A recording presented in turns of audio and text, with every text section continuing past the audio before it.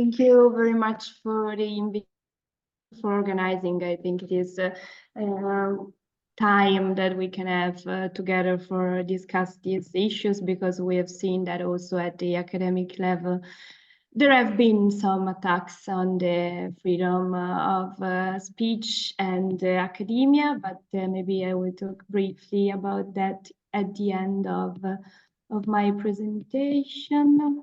Okay, so do you see it? Perfectly, thank you. Okay. Yeah, so I've just really recently started this project of mapping pro-Palestine protest in Italy. So we are at the very beginning of our data collection. This is a project funded by Cosmos Laboratory together with Donatella Della Porta. And so today I will present just the very first results of the first month of data collection, and then I will proceed with also other considerations, since as you can see from the methods, we are both trying to do normal, let's say, a very classical type of protest event analysis through the news. We are using ANSA, which is a news provider, because we have realized that the main journals were not exactly very good in reporting about the protest, or they didn't do it that much. So we're some sort of different type of source. And then we coupled this collection of data through protest event with a participant observation of the demonstrations. But as I was saying, my contract has started just in February, so I am following demonstrations since that moment in Bologna and Milan. But since the project is like expanding, probably we also would like to cover other countries and also other Italian cities, probably. And so what we have noticed from the very, very preliminary type of data that we managed to collect was that just looking at the first month of protests, so since the 7th of October until the end of the month, protests and demonstrations were basically constant.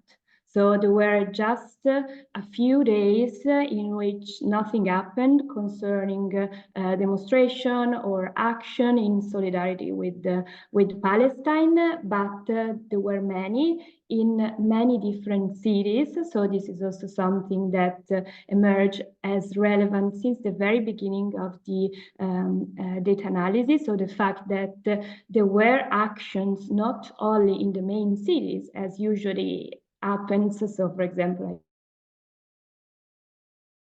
but also in other Italian regions. So all of them were basically, even Sardinia, Sicily, the islands. So it's we can actually speak of a very spread type of movement. Then, of course, the number of people that joined these demonstrations tend to vary a lot, but still we can see that we're basically constant. And also a brief look to the data that we are collecting on the incoming month, we can see that this trend was more or less maintained, for sure, for the month of November and December. And then, yes, I will present just some of the things, because there is also an analysis on the repertoire of actions, but I just focused on some preliminary findings. So what we have seen, we are doing also claim analysis through the protest event analysis. And what has emerged is that the type of discourse and the type of claim of protesters can vary also quite a bit, because, for example, there is most of the time a stance that is in solidarity with the Palestinians. And then there are other sort of claims and asks from the demonstrators. So, for example, the claim concerning stop the genocide, it's something that is prevalent, is prominent, but that, for example, it was not present at the very beginning of the protest. It started to be present around the mid of October, so a couple of weeks after. While something that was there from day one, so from the 11th of October, for example, was the claim concerning the ceasefire. And then, as we can see from these graphs, there are some groups that have a clear anti-Zionist and decolonial stance, while others tend to have requests that concern a general view on peace or human rights protections. And then something that also emerged as recurrent is, let's say, a call from the activists to underline the importance of recognizing that what is going on right now, it's not something that started the 7th of October, but it's actually the result of much longer processes. As I was saying, the discourse and the claims vary a lot according to the actors that are part and that are organizing these demonstrations. So, for example, there is a very wide array of civil society organizations that go from general pacifist groups or anti-war groups or the BDS, and so, or also organizations that have historically worked with migrants' rights, for example.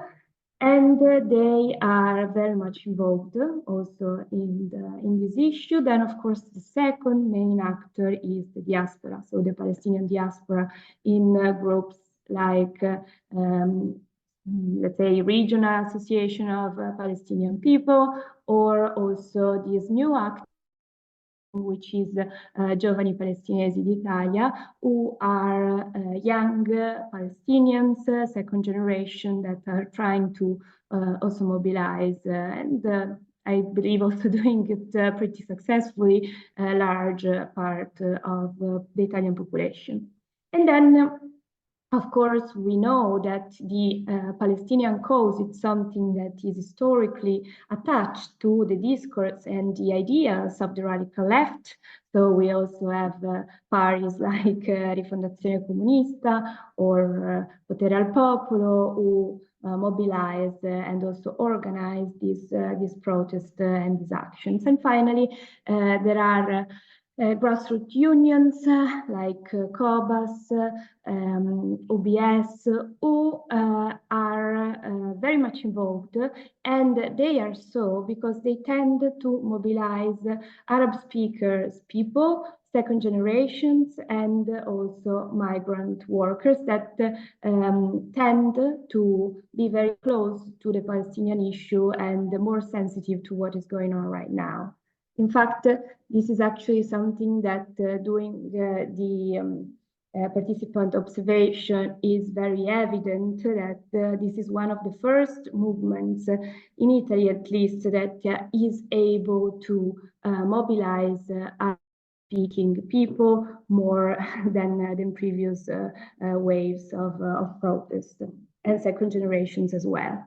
Then something else that emerged as interesting is that we have categories, let's say, of workers who striked, for example, and also organized specific mobilization. So in here on the top, you can see the picture and doctor workers in Brescia that mobilized in particular in solidarity with doctors after the bombing of the hospitals in the Gaza Strip. And then while on the left, there is a demonstration of journalists. Maybe it's a bit small, but you can see that some of them are wearing the press jacket. And this was done for actually two reasons. On the one hand, it was asked to journalists to report fairly what was going on in Gaza, because not done by mainstream media in Italy, but I guess also in other countries, and also to have access to the Gaza Strip as journalists. And then on the right, instead, we have the demonstration made in the port of Genova by workers of the airport that blocked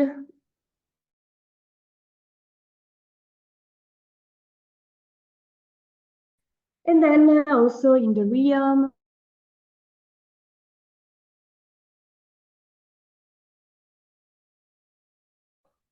mobilizing Federica, we are having some issues with your connection. Okay. Right, now it's working. Thank you. Okay, where did you stop? It's been some seconds, so don't worry. Okay. See, I was mentioning the ships, and so the harbor workers, and also in the realm of sports and theater, we are witnessing mobilization and asking for the ceasefire, and the purple one is instead the Florence football team that wanted to boycott the match against the Maccabi Haifa. And so we can see that this is a sort of mobilization that is not only like spread very much all around Italy, but it also involving different categories and type of work. We had also big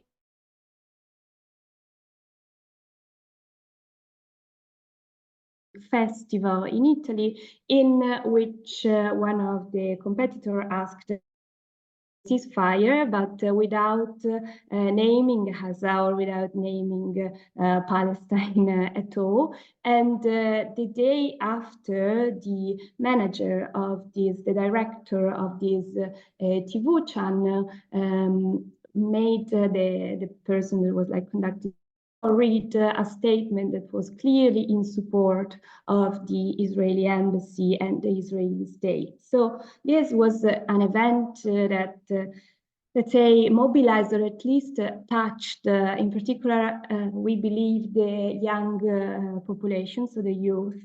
And in fact, few days after, or the day after directly, there were demonstrations in front of the media building of this TV channel to demonstrate against the censorship and let's say bad information that the Italian channels were providing to people.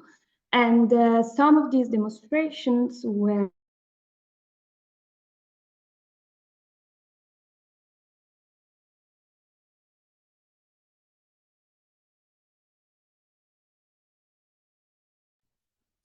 sorry, again. We lost you, yes, a little bit.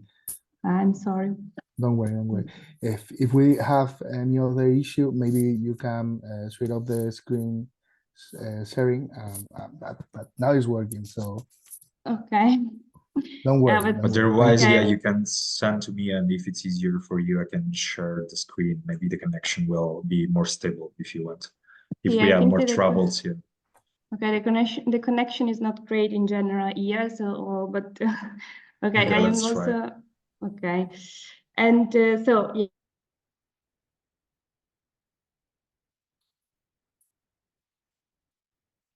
Yeah, Federica, we are still having those problems. No, so you lost me. Yeah. Okay, yes, maybe, I saw that you were blocked. Yeah, or maybe if you switch off your camera, as we are going to hear you, that way maybe we have a better connection. Okay, yeah, exactly. If you switch off the camera, maybe it's better. Let's see. But where is it now? Down on the left. No, because now I just it's down. Sorry. I just see my presentation. Yeah, don't worry. I no. For you. We see the presentation. All right. Okay. And so, yes, we were talking about the protest in front of the TV channel. They were pressed. I participated to the one in Bologna, in which at the beginning there were some reaction from the police, but it also was the only one that managed to make some activists enter inside the building and read their statement. This is instead a picture from the Naples demonstrations.